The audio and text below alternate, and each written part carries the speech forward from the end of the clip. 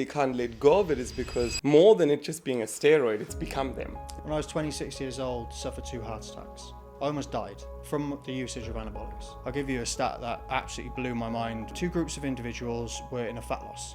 One group had an hour's less sleep than the other. The group that had an hour's less sleep lost 70% muscle and 30% body fat. The group that had an hour's more sleep lost 70% body fat, 30% muscle in the same calorie restricted state. Our guest today is a man who understands the high stakes world of building empires. But he also understands that your strongest asset isn't your bank, it's your body. He's the leading men's fitness coach based in the world's most competitive wellness hub, Dubai. Through his signature raw approach, he's built a global reputation, a community of over 150,000 followers by focusing on 3 pillars that define high performance men. What is people's motivations in the first place? And it wasn't to be the biggest guy in school, it was a deep-rooted emotional attachment I had with having a better body, but that's insecurity. What do you mean by that? The insecurity was the reason why you used the steroids. What does that mean? I was born with something called an asymmetric rib cage, where my rib cage slightly protrudes on one side. He suggested, best advice I'd ever had, don't go through with the surgery, go to the gym. He doesn't just coach workouts. He guides men through the psychological and physical transformation required to become truly grounded. In a city where the Dubai grind can break the strongest of wills, he is the coach that entrepreneurs and elite professionals call when they are ready to stop settling and start pushing the boundaries. He's a true expert in elite physique development. We're going to discuss creatine. We're going to discuss peptides. We're going to discuss everything to help you become the best version of yourself. Please welcome to the For This Reason podcast, Corey. Wow. What an introduction that is. I hope I live up to that introduction. That was like something like a Gladiator. But thank you very much for having me on. Really appreciate the opportunity to discuss all things that we're going to. Stay tuned, everyone. Thank you for coming through. I want to start with the most trending topic in the health and fitness. Go on. Peptides. Wow, we're jumping straight in. Stay tuned, strap in, guys. I think a lot of times the health and fitness industry has seen many evolutions of different hacks, different things, quick fixes. And now we're all seeing peptides. And I've seen very influential people, I've seen very non-influential people, I've seen very dodgy people all talk about peptides. I want to hear it from an expert who's been in the industry for many years. What are peptides? So peptides are generally what is already made up of the building blocks of genetic predisposition, right? So we already have and create a lot of these internally anyway. For example, growth hormone, for example, MOS-C is a peptide from mitochondria, for example. It's all the reality of the peptide evolution, although it's been in play for a very, very long period of time. I think, as always, the development within an industry is about evolution, right? And the more access or more information that people have about it, the more excited they get. The only problem I've got, and I'm going to just put this out there straight away for all of you guys listening and us having this conversation, is the idea of, is it an added tool to what you're already doing to try and create a better physique and lifestyle for yourself? Or is it a crutch and an excuse for not doing the bare minimum and essentials to get a great physique and to be your fittest and healthiest self? That's my biggest problem. And that's the biggest question that I have whenever I speak to people on consultations or clients who naturally ask the question, because you can't get away from it. If you follow any kind of, I won't even say influential, if you follow anyone within the fitness industry, 90% of the time, and they'll be trying to sell this stuff, right?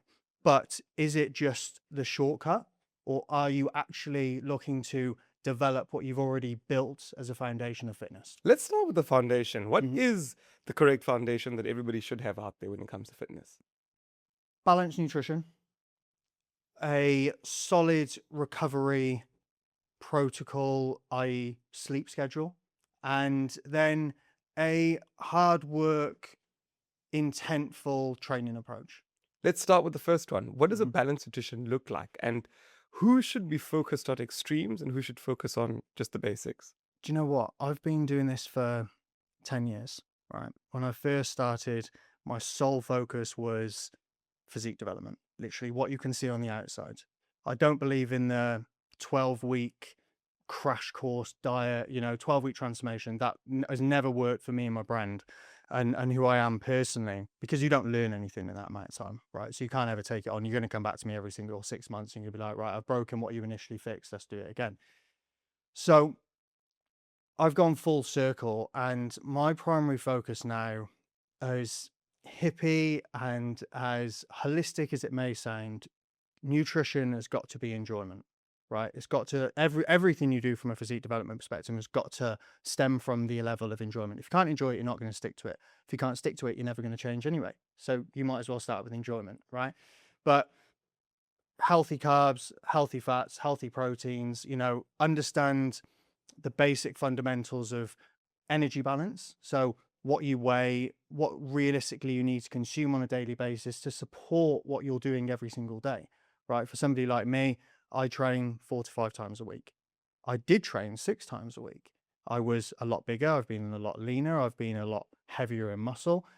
That's going to be very, very different to some of my clients who work in a professional white collar industry, who work in a finance sector, for example. So what do you need to perform at your best every single day? And that's not just, I don't know, you running around the park for 5K and being like, right, okay, I beat my time beat my splits by 30 seconds. That's what do you need to be able to get through your entire day, be the best man you can possibly be in work, out of work, for your family, for your kids, for your wife. How are you setting your energy availability up to be able to achieve that? So in terms of nutrition, just simply answer it. A balanced nutrition setup is enough energy intake to support satiation, i.e. enjoyment. That meal was really nice, really happy with that. And am I performing every single day, all day, without huge dips and crashes in motivation, energy, etc.? I love that because I think a lot of people have fallen trap into these quick fix diets. Yep. And you begin eating something you don't like. Mm-hmm. Sorry, pick up. You begin eating something you don't like, you don't enjoy it. Mm-hmm. And as time goes by, you sort of fall back on, Yep. fall off. So it becomes a yo-yo. So I like what you're saying when you're saying, I must enjoy what I'm eating for me to be able to sustain it. Yeah. Maybe let's talk about what healthy nutrition looks like, because a lot of people would sort of say, is a donut part of it? Mm-hmm. Is, my favorite pancakes part of it? What are those fundamentals that we put into healthy nutrition? It's a good question. So we want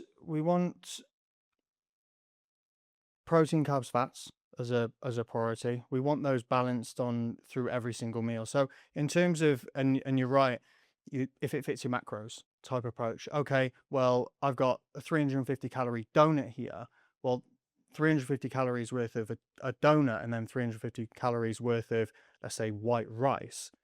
They're both 350 calories, but the byproduct or the end result isn't the same, right?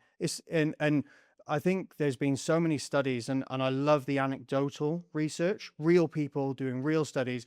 Go and eat fast food for the next 7 days. All you eat, breakfast, lunch, and dinner, 3 meals a day. Eat your calorie intake. Let's say, how much do you weigh? I'm about 90, I think. Okay, so let's say you eat 2.5 to 2.7k calories per day. Eat 2,700 calories worth of fast food. Let me know how you feel in a week's time. We won't be having this conversation because you'll probably be asleep, right? The idea of what you put in, you get out is very much the case. And if you put shit in your body, I don't know whether I can say that, you will get that response. So in terms of what I advise for my clients, and there are certain circumstances where you would change a dietary approach based on per individual, but general population, you need to be eating small and consistent amounts of protein, carbs, fats in every single meal. And if you do that, your energy balance will stay consistent. You're not going to get peaks and troughs in, oh yeah, I'm flying, I've just had a meal, and then, oh my God, I'm crashing. The idea of, intermittent fasting, things like that. I can see and understand, and I've actually experienced the benefits, but what I know in terms of what's fact and what I've experienced to what is actually the most appropriate way to manage 99.9% of people is two very different things. Let's talk about the second layer. You said the second layer. So the first layer is nutrition. Yep. Get nutrition right. The second layer, how do we get that right? Be more disciplined. I think one of the biggest problems, the biggest fundamental of somebody changing is hitting something called a psychological threshold. Yeah. You would have heard about that, I imagine. It's I read it in a book literally 10 years ago, and it stuck with me as I was going on to this journey, building raw coaching and building my business and trying to make positive change. And I could see the difference in individuals who wanted it because it seemed like a good idea and then really wanted it. And that's because the difference in those two individuals was one had reached their psychological threshold, and that psychological threshold is enough to change anything in your entire life. I have had enough of the situation I'm in, and I will do anything I possibly can to change my current circumstance. So when you talk about stress management, recovery as a whole, it's about the mindset of, in my opinion, self-love, right? I don't need nothing is worth me staying up an extra 2 3 hours and watching Netflix. If I don't get a good night's sleep, I'm going to wake up tomorrow and that's going to negatively affect how I perform, not just in the gym and not just from a physique standpoint. I'll give you a stat that absolutely blew my mind 4 5, maybe going on 6 years ago when it was initially released. So two groups of individuals were in a fat loss phase, right? So in a calorie deficit, and one group had an hour's less sleep than the other. The group that had an hour's less sleep lost 70% muscle and 30% body fat. Group that had an hour's more sleep lost 70% body fat, 30% muscle in the same calorie restricted state. If you don't hear that and think, wow, well, I'm on a fat loss journey and I don't prioritize my sleep at all, you and are motivated by getting a good night's sleep, you are crazy. So when it comes to the foundation and fundamental of sleep and recovery as a whole, it's the management of your foundation. So we talk about this foundation, but you have to have everything in place at an equilibrium. Everything has to complement one another. It's not just good enough to sit there on a Sunday night and be like, tomorrow I'm going to start my diet and I'm going to start training. You have no idea of what that looks like. You have no idea what those basic fundamentals are actually going to achieve. So the reality of, as I said, enjoyment, but sustainability is huge.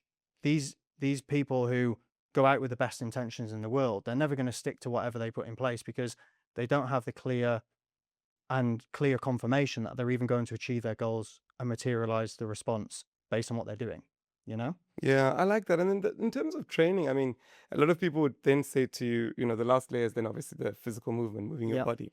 Now, in training, there's a lot of arguments I'm seeing online where people are saying, do I join a run club? Yeah. But I'm also seeing a few fundamentalists saying you must lift weight and you must push yourself to lift weight. Yeah. Where's the truth in that? Is there a balance? There is a balance. I think you've got to ask yourself the question of what you're trying to achieve. And it always comes down to needs basis, right? So what type of physique do I want? I have had conversations with guys in high rocks training sessions. These guys have a good foundation of muscle. They probably want to be faster, fitter. Do they need to be prioritizing 4 strength sessions a week? Maybe not 4, maybe 3, right? So it all comes down to the need of that specific client. In terms of driving adaptation within your physique, absolutely, you need to be doing some strength training. Strength training has to be, again, a foundation of what you do in the gym. But I don't think, coming from a competitive bodybuilding style of experience where I've competed at some of the biggest competitions in the world and have been solely focused on hypertrophy, muscle gain, muscle gain, muscle gain, the best, happiest physiques, in my opinion, now are the ones that are able to do it all, because that's what goes back to, you know, I want to say primitive. I feel like that's the right word. That's what goes back to that day and age where we should be able to run a mile. We should be able to ably jump. We should be able to lift our body weight in any circumstance, way, shape, or form. So strength is absolutely important, but I would never say strength is more important than your ability to run a mile. You should be able to do both. And if you can't, you should be working very, very hard to be able to achieve that, because that's basic fitness levels. And the people that just believe in walking or running, Mm-hmm. are they limiting themselves to what their body can do? They should be able to. Absolutely. Yeah, absolutely. I really like the notion of I'm trying to I'm I'm training so I can outlift the runners, and I'm running so I can outrun the lifters, right? That's a really, really good basic way to look at, okay, can I run half respectable? Not even that. Let's say I'm going to be a dad in 25 weeks, right? I've been setting myself up from a posture perspective for this very moment and the moment my child's born for a number of years now, right? Through changes that I've made. If my child was in a position where I needed to run after it, could I do that? If my child was in a position where I needed to lift something off it, could I do that? You know, and that's very man business, you know, dad business. And I make the joke of dad bod, like I want to recreate the dad bod, right? That's what I want to do. But these things 100% you should be able to cover all bases. There's no excuse, in my opinion. That's profound. I want to talk about or come back to peptides, right? Mm-hmm. So we've spoken about the three fundamentals, Yep. which are quite important. Now let's get into obviously these peptides and supplements obviously assist to get everybody right. Yeah. Let's start off with the peptides because I think there's a deep understanding I'd want to get into to say, you're saying that peptides are giving us substances that our bodies already create. Yeah. Is there something we're not getting? Are we not eating enough food to create those substances? And now then we need that support. I think there can be a huge response based on environmental factor for sure. So, for example, we could talk about MOS-C, right? MOS-C drives insulin sensitivity. It drives energy utilization. Just to put it really simply, how you use the energy that you have in your body. Why does somebody need support with insulin sensitivity? Probably because they've smashed their insulin sensitivity in the floor by lifestyle factors that are in place. So explain that a bit more. Is insulin the way that they process? Insulin sensitivity will generally drive the energy response to a stimulus. So if you think you're going out for a run, how supported are you during that time frame? If you've eaten a banana and you've had a shot of coffee and you've started running, how able is your body to functionally support you with the energy you need, not just from an oxygen perspective, but from a glycogen perspective, to continue to perform in that action, right? So when we say, as I said, insulin sensitivity as a whole, the reality of somebody having poor insulin sensitivity is due to lifestyle factors, point blank. Because nobody, in my opinion, is born with diabetes, right? That's not on record, but it's true. But the insulin sensitivity, I'm trying to understand what by lifestyle choices you mean. My body's not able to process energy because I've been having cakes and donuts. Cakes, donuts, alcohol, and anything that you would think would damage your physiological state. Okay, so then this peptide, which I then have to inject into my abdomen area, my stomach, would then do what? It would drive up your energy utilization processes. So through the mitochondria, so it would basically deliver energy more effectively. It's probably a really simple Would I lose weight in that process? You would absolutely, in my opinion, improve body composition, yeah. Okay, but that's then sounding like a good thing. I mean, I'm 100%. Yeah. So how do people get their hands on it? Where do we get this? And has it been tested? So you're saying I could take a injection. Yep. Very thin injection, of course. Yes. Yeah. And just inject my abdomen area. And I'd lose weight and feel more energetic and go for a run and go for the gym because my body's using energy. Is it that your body's using, and I'm giving an example, you've worked hard 10 years, eating right, exercising. So your mitochondria is already functioning properly. So I'm then just cheating taking what you've got. Yeah. And then, essentially, and this is where it comes back to the fundamentals. You would have heard of retatrutide, right, or a GLP-1, a semaglutide, something that suppresses appetite, makes dieting so much easier. Like I think that's great. I think absolutely fantastic. But is the only reason why you're taking a GLP-1 to suppress your appetite? Although that's not the only component of the actual peptide itself. However, that's a huge benefit. If somebody loves a slice of cake, all of a sudden they have no desire whatsoever to even eat a meal, I would ask the question, yeah, that's absolutely fantastic because it covers a problem that you're currently facing to be able to get better. The one thing that I have seen and what we have seen in terms of the negative side effects is these individuals who are taking these appetite suppressors, let's call them appetite suppressors, have never followed a structured diet. So potentially have never been in a rhythm where they actually will eat consistently throughout the course of a day, week, or month. And then all of a sudden you're crashing their appetite. They're not going to eat. They're not going to eat. They're potentially not going to take on fluids. All of a sudden their electrolyte balance drops. So now you've got a human being who's taken this fantastic component to be able to support their fat loss journey, for example, or their health journey, but they're not eating any food. And if they are, potentially they're not eating great food anyway, because they haven't got a good relationship with or a good relationship or understanding of what is good and what is bad. They're also not hydrating effectively. So they're essentially just wasting away. And that's a concern for me. So although I'd be a hypocrite to say people shouldn't take peptides, I would just almost have like a bit of and what I do within my brand, a qualification process. Okay, yeah, all of these are great options, and nothing is off the table, providing it fits within your needs. But let's focus on, again, the basics and foundations and fundamentals of what's going to get you to where you want to be anyway. And whatever occurs along the way, we can deal with.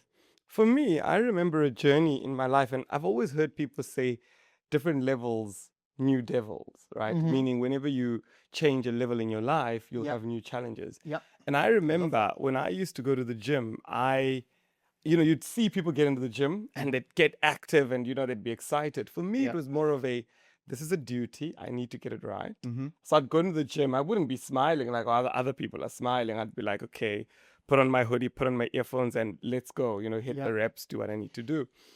And in that process, I thought, okay, let me get a personal trainer. And I got a personal trainer. It was a life hack for me because then I thought like, oh, I'm going to see somebody who I can interact with. And that was exciting.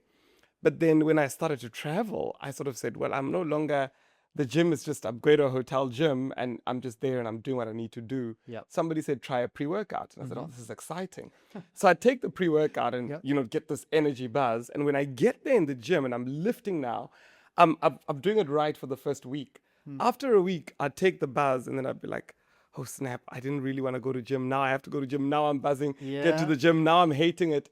And I said to this friend, I said, I like the pre-workout when I'm in the mood, but when I'm not in the Yes. mood. And then that statement came back to me to say, is it that no matter what you take as a supplement, you still have to face those devils that you refuse to face before the supplement? Very much. Because now I've taken this pre-workout, I've got all the energy, there's no excuse. Yeah. But I'm still like dealing with, oh snap, I need to now go to the gym. So the fundamentals of it is the supplement should help you with an already fundamental base that you're already taking. Yeah, I think nothing can make you motivated by yourself, right? Like what is, it's very cliche to say, but what is your why? Right? What's your motivation?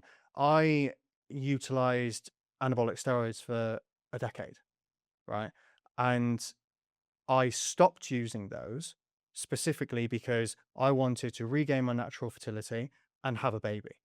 Nothing on earth was going to change that, regardless of my physiological state, how I actually look and at myself in the mirror. 10 kilos heavier in muscle, leaner in body fat. It's taken me 10 to 15 years to build this incredible physique, far better than what I've got now on paper.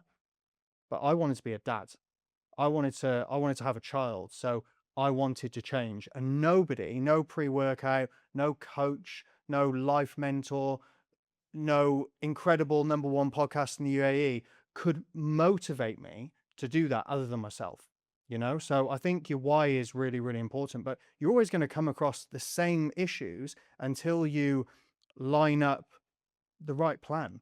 And it sounds so simple, but I promise you it is. I've done this for 10 years and I've seen people come and go, and naturally there's always going to be those people who you can't help, although I want to help everyone, right? But the people that I couldn't help maybe then are the people that I'm helping now, because they've continued to go through that vicious cycle of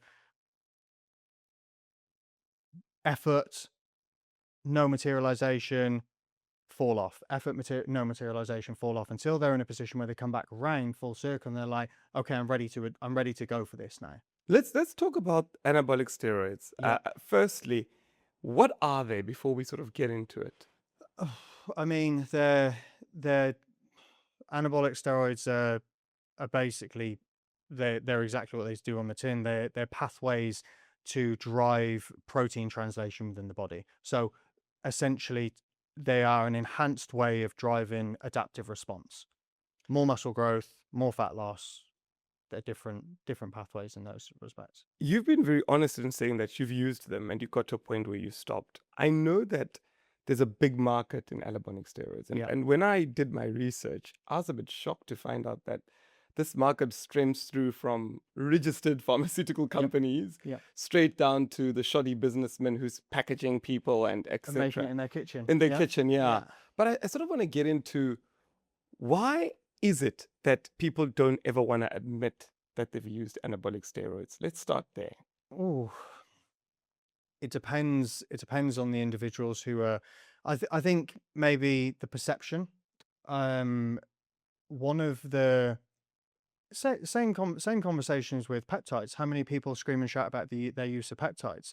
How many people actually want to be in a position where they want to validate themselves and say, "I've done this." But I think now with peptides it's a bit different because I think they're more legal, or I'm seeing them Yeah. mainstream. Yeah. Whereas anabolic steroids Are sometimes you still find underground. they're underground. Yeah. Yeah. Although I mean, with my research, I found 10 websites Mhm. where people were saying you can order them. So Yep. so I then also have this question to say, is it really underground or not? I think maybe there's a huge. I mean, yes, correct. Pharmaceutical in terms of where they were basically founded, right? So testosterone was founded to treat breast cancer in women in the 1930s, I believe, right? And then over that period of time, they have progressed and developed. So you've got testosterone as a molecule.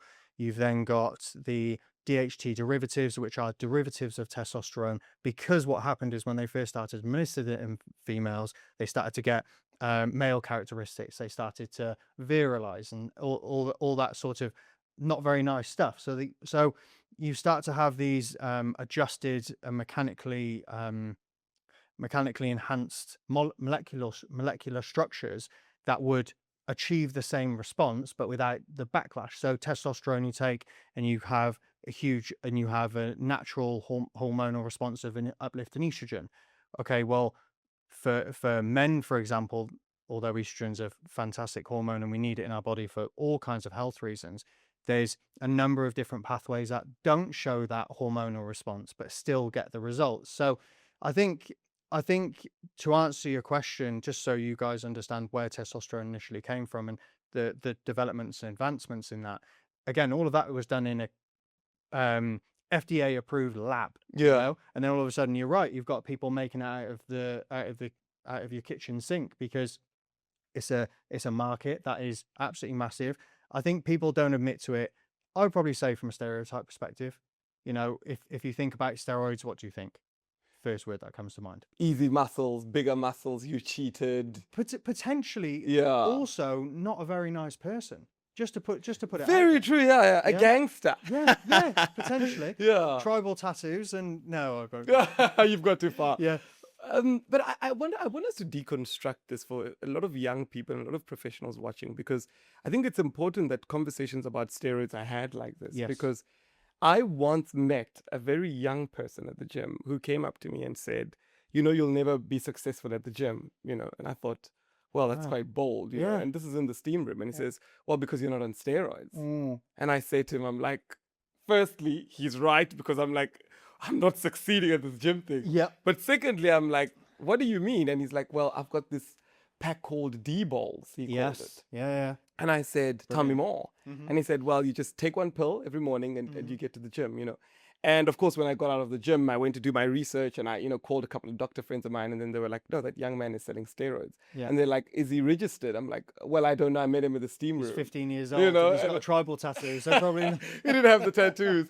But let's start there, because I think every young person's gateway into steroids is their gym bro friend who says, I've got D-balls, or listen, let's go behind the park. I'll inject you with test P or test E. Yeah.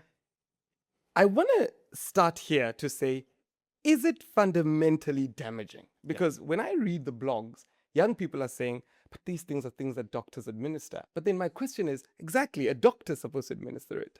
But then they go off the tangent of saying, no, if you had to wait for... So I want to hear it from you first to say, you've stopped using them, but while you were using them, In the community, is there some consensus between people that have great muscle that we all use it, we know we use it, let's continue? Yeah, 100%. I think f- I one of my biggest concerns and my biggest motivators, other than now the position of life I'm in, to make better men, which is all I want to do. I want to make better, healthier, happier men. My initial motivation was to keep people alive and ensure that they progress, because I came from, you're right, that circle where the use of anabolics was so rife and active that people were putting themselves in very, very dangerous positions. And absolutely, 110%, when you push your body into super physiological ranges, which is your body is going beyond what it's naturally capable of, you have an enormous amount of kickback.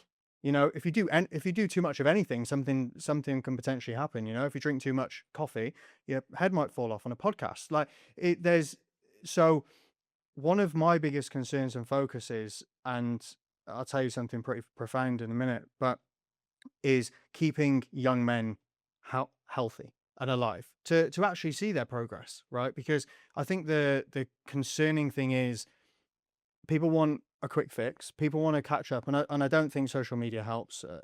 Potentially, don't want to go down that rabbit hole. But there's a lot of keeping up with the Joneses, comparison. What is people's motivations in the first place? I know what my initial motivation was, and it wasn't to be the biggest guy in school. It was a deep-rooted emotional attachment I had with having a better body. But that's insecurity, right? So if we can combat that and say, you can still achieve what you're going to achieve. You can still have a plan in place that you're going to ensure you're going to get there. My job is to prove that more than anything else. What do you mean by that? That the insecurity was the reason why you used the steroids? What does that mean? When I was a younger guy, teens, I was born with something called an asymmetric rib cage, where my rib cage slightly protrudes on one side, right?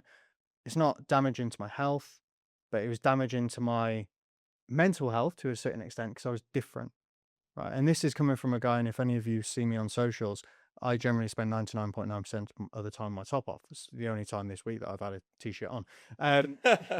But I was incredibly insecure and confused about the reality of why my physique was different to everyone else's, why I had this protruding rib cage, and to the point where I was so upset that I actually sought medical advice to have an operation. I was playing rugby at the time, and I was a very good rugby player, and the surgeon told me that if I went through with this procedure to essentially reconstruct my rib cage, that so it would sit flat, I would never be able to play rugby again because I'd never have a strong enough rib cage to be able to brace on impact, and I wanted to be a professional, all that sort of stuff. So he suggested, best advice I've ever had, don't go through with the surgery, go to the gym. Why don't you build your physique, build some muscle around your skinny frame that you currently are, you know? So I think when you talk about people's motivations, that's what I really want to understand when I deal with my clients. I want to understand, what are you trying to fix here? You know, again, what's your why? Why, how is your life going to improve by achieving what you want to achieve? Is it just aesthetics, or is it a little bit more deeper rooted? I think going back to the steroids issue, to say if somebody is using steroids and they're using D balls, or they've got test P or test E, and they've got stacks that they take, Yeah. and they're on something and they're off something. Daily lucky dip, just put your hand in a bag and see what you're going to take. Yeah. Is that part of the process as well? That's why I wouldn't be surprised. I wouldn't be surprised with some people I come across, believe me. and maybe they're watching this and saying, you know what, I want to stop. Mm-hmm.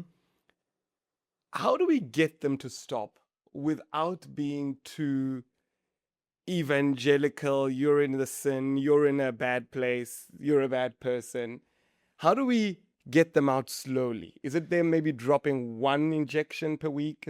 How do we pull them out of the rut slowly, or is there no fix for that? I think there's two focuses. There's the physiological response, so what we're actually seeing within the body, and then what we're seeing in the mind as well. You have the physiological response where, absolutely, depending on how high you have pushed yourself in terms of anabolic exposure, there's going to be a gap there that you need to fill. And realistically, 90% of the time, if people just come off and go cold turkey, they're going to feel an extreme crash.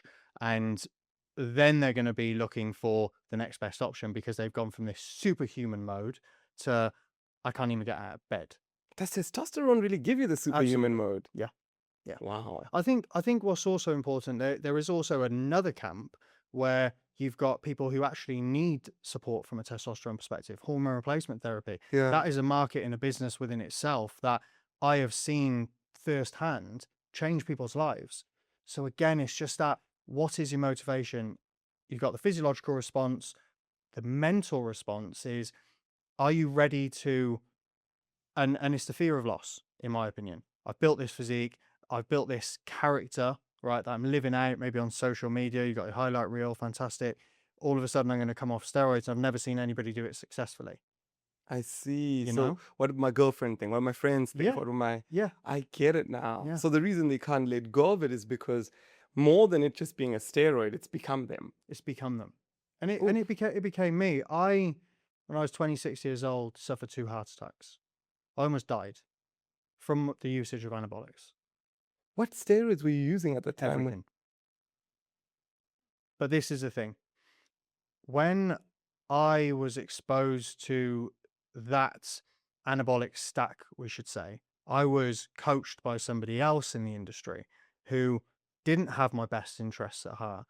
It was solely focused on the reality of the byproduct of the result we were trying to achieve, going to the Olympia. That was it, right? So you've got an individual here who's young, early 20s, who has come from a motivation to build his physique due to an insecurity, to then wanting to validate himself on an global Olympia stage. stage. Yeah.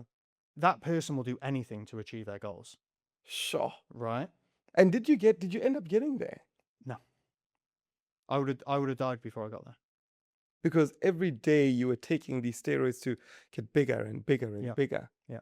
And after that, and you go through a grief stage, right, where you go through denial, then you go through the process, and you go through that stage, and then you turn around and you're like, wow, I'm not the only person that's going to go through this. People are actually genuinely losing their lives, right? And so I coach clients now who have actually had the same situation that I've had heart attacks, had problems with their cardiac function, and I'm healing them. Yeah.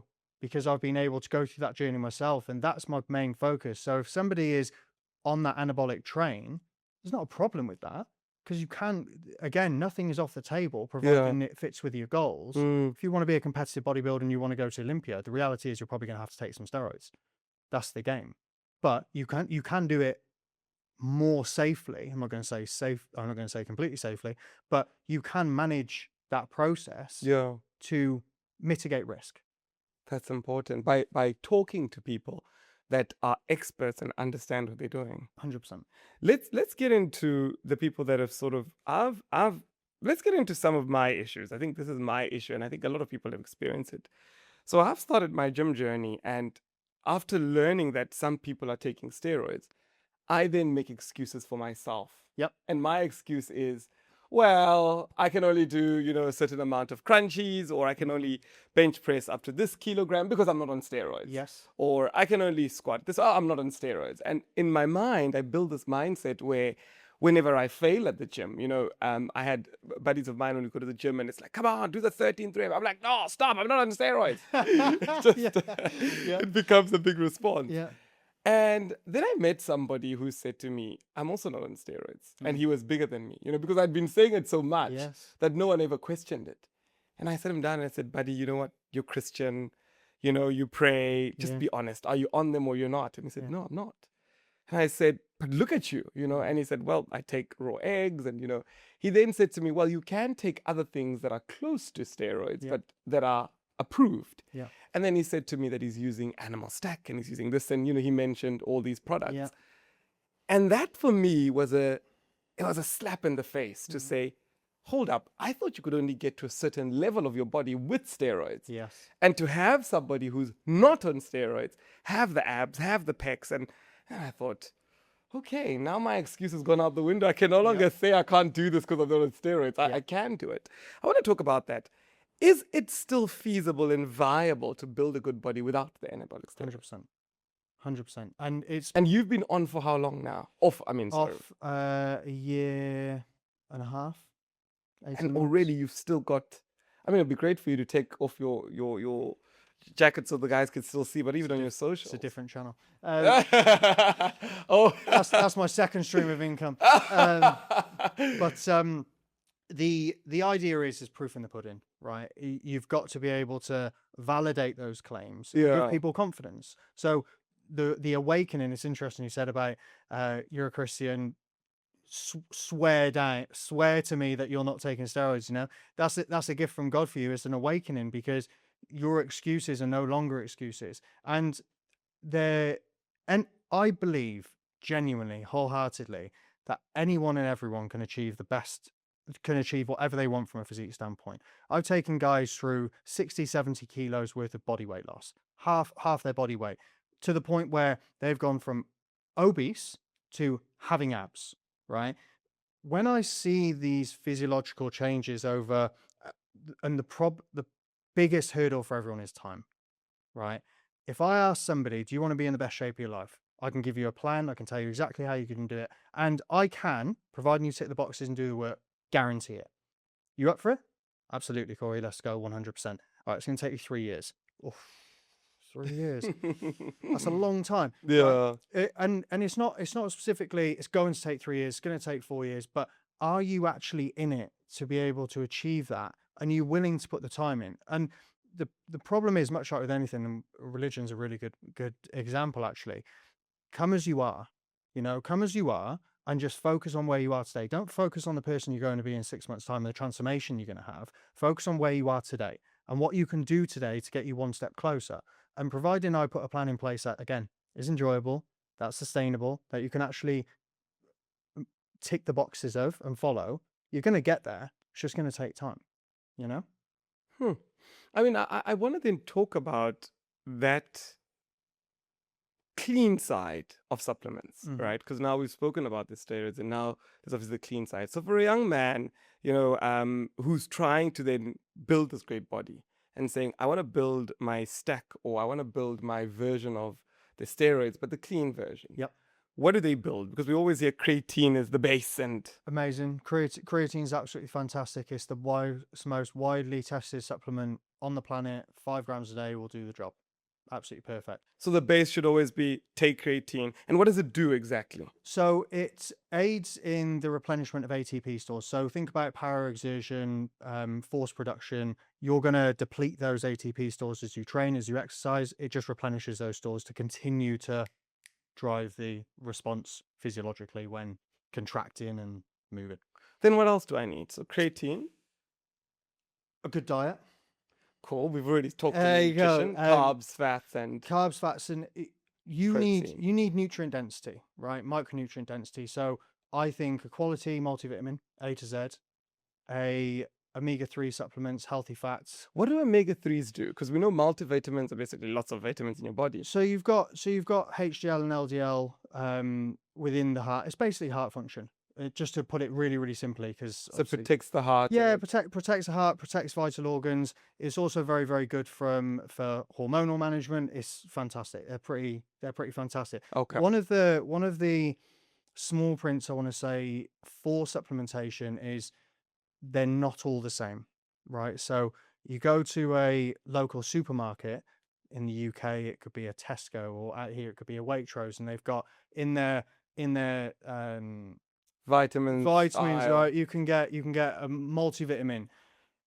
Is it actually any good? There's been studies to show that a lot of the ingredients and minerals within the multivitamins, for example, have been oxidized, so they're dead, or they're under or overdose. So a quality supplement company, a quality supplement is key. There's no point in buying things off the shelf if they're not actually any good for you, So not to overcomplicate it, but creatine is absolutely fantastic. I think it can be and should be part of a supplement stack. Multivitamin, omega-3, and I think vitamin C is absolutely fantastic. From an environment perspective, we don't get enough of it from nutrition as a whole. It's fantastic for immune system health. So, and I'd also say, based on the gut being the brain of the body, in my opinion, I would go for something like a probiotic. So we've got creatine, Mm-hmm. we've got a multivitamin, Yep. we've got omega-3. In the multivitamins, we've got the zinc and the calcium and whatever. Yep. And then you speak about what did you say? Probiotic. Probiotic. And explain that. You said something profound there. So the gut is the brain of the body. If you want your body to respond, adapt to stimulus, grow, lose body fat, your energy utilization is key. The gut is in control of or gets affected by cortisol and stress. If your gut isn't working properly, and that is the first place where energy is utilized to support you on a day-to-day basis, if that is unhappy or if that is not functioning 100% well, then everything else falls to the wayside, in my opinion. That's powerful. So with that stack, are we adding protein or is that where? Can you eat it? I see. Not drink it in a... I think it's fantastic as a coverall basis if you really needed to, but I would definitely stick with whole food, single ingredient foods as a priority. Chicken, beef, fish, eggs. There's a reason why they have been around for so long, and they will continue to outlive us as well, because they offer quality. One thing protein shakes do offer is convenience. If you're someone who literally, and I find it impossible to think this, but if you literally don't have 5 minutes to eat a chicken breast, then okay, fine, have a protein shake because it's better than nothing. I'd rather you do that than have a McDonald's potentially. Very interesting. Or a cookie. And where do amino acids come in? Because I've heard somebody say you must also have BCAAs. Where does that come in? So amino acids are the building blocks of muscle, right? So the more the idea of, again, rebuilding muscles, we go through the stage of stimulate, annihilate, and then regrow, I suppose. You go into the gym, you make those little micro tears, and then aminos come in to rebuild those broken tissues. The idea is, if you're consuming enough, and this is potentially going to put some supplement companies out of business, but if you're consuming enough protein on a daily basis, you don't need amino acids because you're already consuming them through protein that you're eating on a daily basis anyway. So again, it's are you consuming enough? Could you do with a little bit of a top up? If you could, then amino acids are a great option. I love the fact that when it comes to physique, a lot of people have come back to me and said, oh, there's a myth out there that Africans have the right genes. Amazing genetics. Yeah. This even means when they say that if you're training with an African guy, Yeah. he'll just touch a weight and automatically sees results. Yeah. Is that true in any Yes. way? How? Do you know what? I couldn't actually answer as to how. I think anecdotally there is definitely a clear fact of genetic capability, right? I've been within the physique development space for a long time, and I can say anecdotally that African guys respond very, very well to muscle stimulus. They grow incredibly well. There's the term of black doesn't crack, right? You've heard that, right? Yeah. And I can say that amongst my brothers, but it's fact. If you look at genetic pool and predisposition, and you look down generational lines, you look at, for example, like Nordic people, right? The Nordic race, they're big, they're giants, they're Vikings, right? You look at an African, gene pool. They've all got incredibly great muscle mass. They've all got incredibly great tissue. You look at British people, they're all pale and ginger. Like it's very much the case of there's the Middle East, obviously the fact that we're here, like they genetically have paper thin skin. When they get lean, their skin is like tracing paper. They get absolutely crazy peeled, right? So yeah, I think there's definitely a genetics question 100% across different races. I think a lot of people out there that want to get into health and fitness, or they want to transform their bodies, are very much trying to fix a certain insecurity or play a certain role. Agreed. And I'll give you an example for myself. I'm an author and I'm into podcasting. And one of the things that our agencies sort of say to us is, when you're on stage and you talk about a book, you want to be wearing a white shirt and you want the fit to look good. Mm-hmm. So you go to the gym because of that, right? Yeah. And then you meet a young person who says, oh, I want to go to the gym and get more honeys. You meet another person who says, well, I want to get to the gym so I get more opportunities. Yep. And at the thread of it all, I'm sort of getting this new world where people are saying you must have a good body and the rest for you to get opportunities. Mm-hmm. Because before it just used to be a thing of people are training and these are athletes. Yep. But now there seems to be that thread. And I recently read a study which spoke about how in an interview, you're more likely to get the job if you know what you're talking about. Yep. But the same person who knows what they're talking about, who is not in a good physical physique, you're more likely to get the job if you're in a good body. Mm-hmm. And I'm then starting to ask myself the question to say, does a good body give a return on investment? Does it pay off in terms of, does it help you get richer and wealthier? But what stops me from believing it is some of the richest people in the world have terrible bodies. What has been your experience with that? I think that you're based on the reality of first impressions. What do you see first? I also believe on another level of energy, right? But we won't go into that specifically. I think a physique says a lot about a person. It says whether they're committed, whether they're disciplined, whether they're in a position where they're able to stick with something that's not easy. Building a great physique is not easy. I can make it easier, and there is an easier way and process to do so to make it more enjoyable. But if you sit in front of somebody and they've got a great physique and you personally have been in the gym for your entire life and you don't have a great physique, you can admire that person immediately because you think, well, do you know what? I know it's not easy. And every single person has a level of fitness. Wherever you sit on that spectrum, whether you're elite or whether you're at the bottom, zero, somebody and everyone has a level of fitness. So when you see in my opinion, when you see a great physique or a man or a woman in shape, there's a level of appreciation and respect. I think a level of respect can earn you a lot. Respect can earn you a lot. And one thing that I have noticed from a personal standpoint with clients is they come to me more, I would hope, they come to me more broken than when they leave, right? And that's not just broken from a physique standpoint, that's not just broken from a mindset standpoint, that's their entire life. Because what happens is when you start to win in one area of your life, you win in other areas as well, right? I do think there's a turnaround, and I can't speak for every single incredibly wealthy individual, but there is a turnaround eventually where, yes, okay, something does have to give. Okay, so if you are on a mission to be the world's richest man or woman, I can imagine that there are going to have to be some sacrifices along the way. However, one thing that fitness does offer you is structure and routine. It does offer you that characteristic trait of determination and getting the job done when you don't really want to. So like you said, you started taking pre-workout because you needed a kick to go to the gym.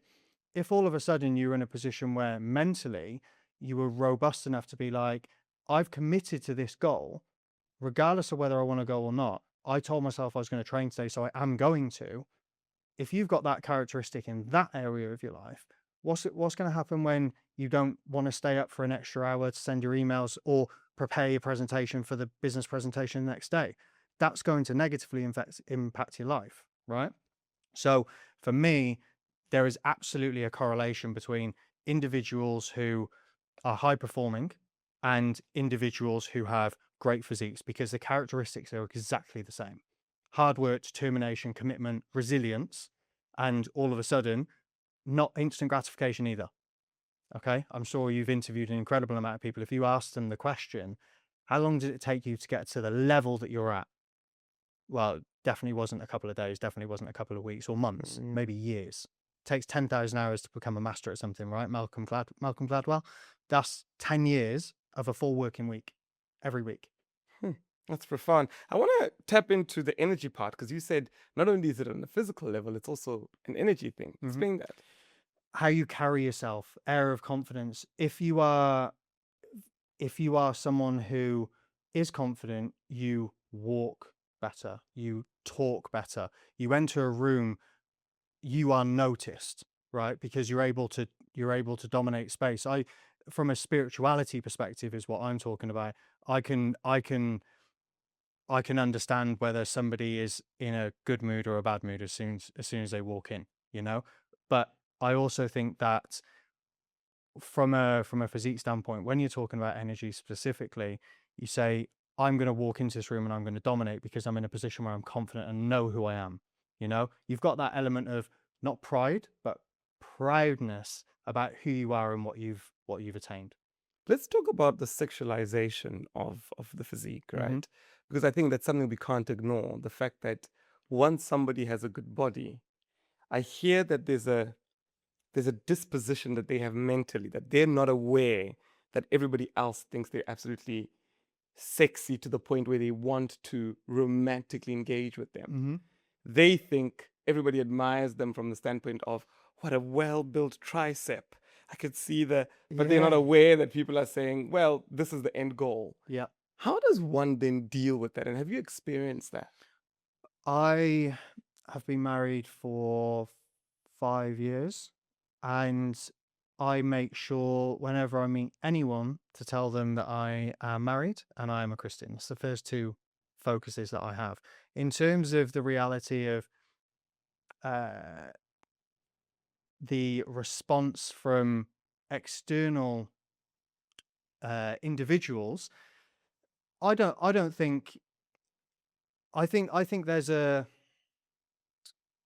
there can be a romanticizing about it, but it's also how you broadcast it, right? If we're talking about the world of social media, potentially, then yes, okay, if you go on my social media, again, a large majority of the content is me running around in a pair of shorts, but that's my business, you know. I think it's how you want to broadcast yourself. I would hope that individuals come to my page, and although a large majority of it is it with my top off and a six pack, hopefully, then I would hope that people would still see me as a fitness professional as opposed to potentially an OnlyFans model, you know? Hmm, interesting. You've answered it very diplomatically. Yeah. But maybe then want to just end off by understanding, in terms of where you see the fitness industry going, before we get into signature questions, what's the future of the fitness industry? Because we've seen the fitness industry become a television broadcast of Hmm. aerobics, where in the US you had somebody with a headband and some cool music and let's go, Yeah. lift, feel it. The good old days. Then is it the good old days? Maybe. Then we sort of then saw, the Arnold gyms sort of come up and Yep. these boutique gyms come up. Then we sort of saw the wave of classes where, and I'm doing Soul Cycle, I'm doing spinning, and then we sort of saw curated wellness experiences, and now we're hearing wellness resorts. Where are we headed here? What's the future? What do you see the future being? My biggest concern for the fitness industry is AI. I think that although it can help and support in so many focused fundamental situations and technology advancements is brilliant, people's reliance on it concerns me when they're talking about their own physical development and health, because it takes the thinking out of it.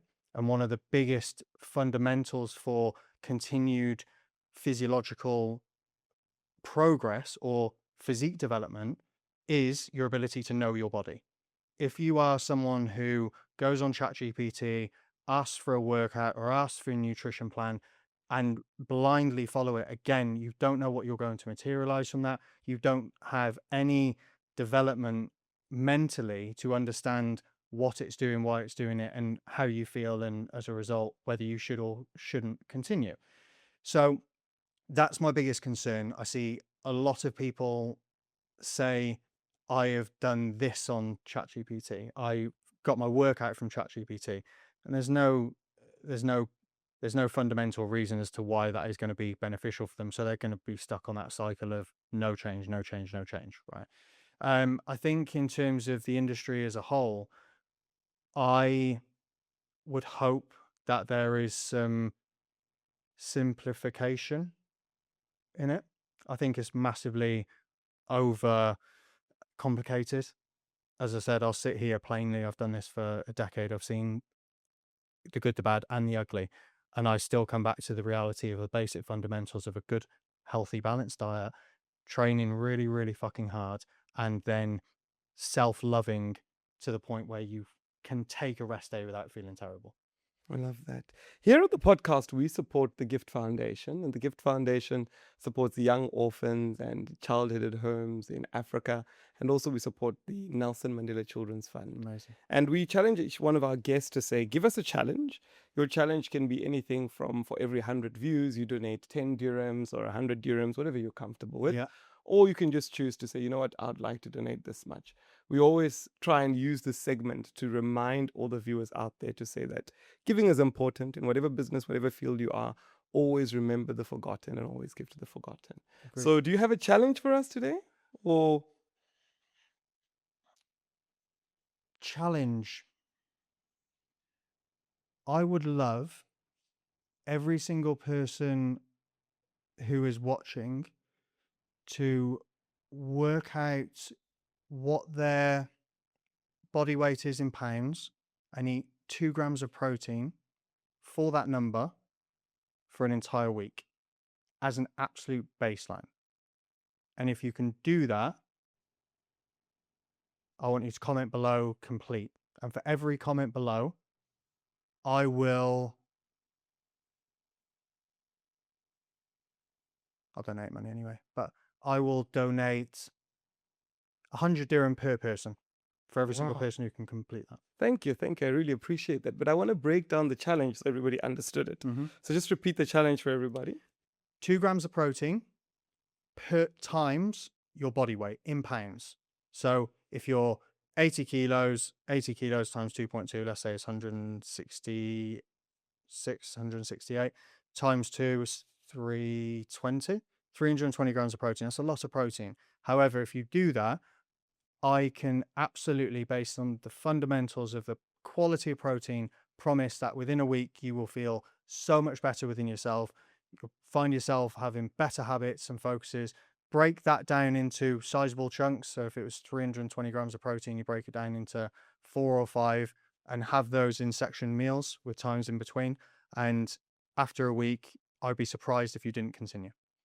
Wow. I love that. Why would we feel better? What's the importance of that? Protein for me, I run protein with my clients pretty high. It's the highest satiating food. So the more protein you eat, the less hungry you feel. Perfect. You don't need your GLP-1, saved you money. It also has the highest thermic effect, which means it takes more calories to actually utilize that energy than carbohydrates or fats. So naturally, if you're burning more calories to consume your food, then you can potentially see improvement in composition. It has diuretic effect, so you'll drop water weight, which will give you a more defined and improved composition.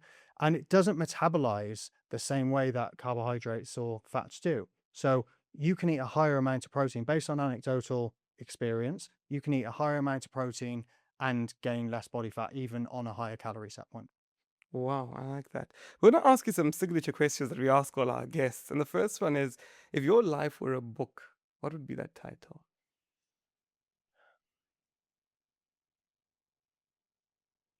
A broken boy's path to righteousness. Wow. If you could go back in time and speak to your younger self, what is the one piece of advice you'd give yourself?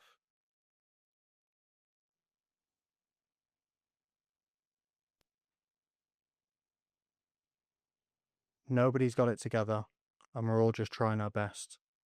So be brave and go for it anyway. Wow. What is the one thing you want people to remember about you when your career is over? That I cared and I always gave 100%.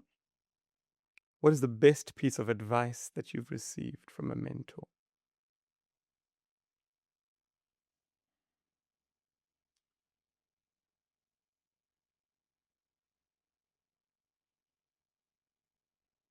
Nobody's perfect. If you've been saved, then somebody else is worth saving as well. What is the one simple thing that makes you the happiest no matter what is going on in the world? Spending time with my wife. If you could change one thing in the world today, what would it be? The unnecessary pressure that people put on themselves and loss of happiness as a result. What is a big fear that you're working to overcome?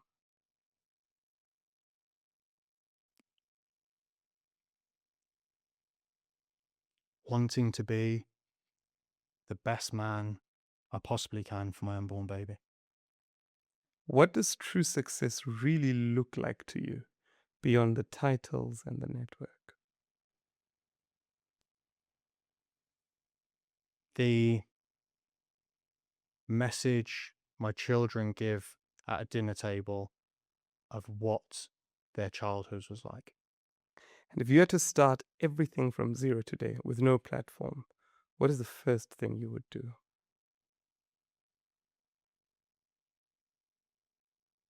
Go and shake as many hands as I possibly could. And lastly, what is the legacy that you're trying to leave here on Earth?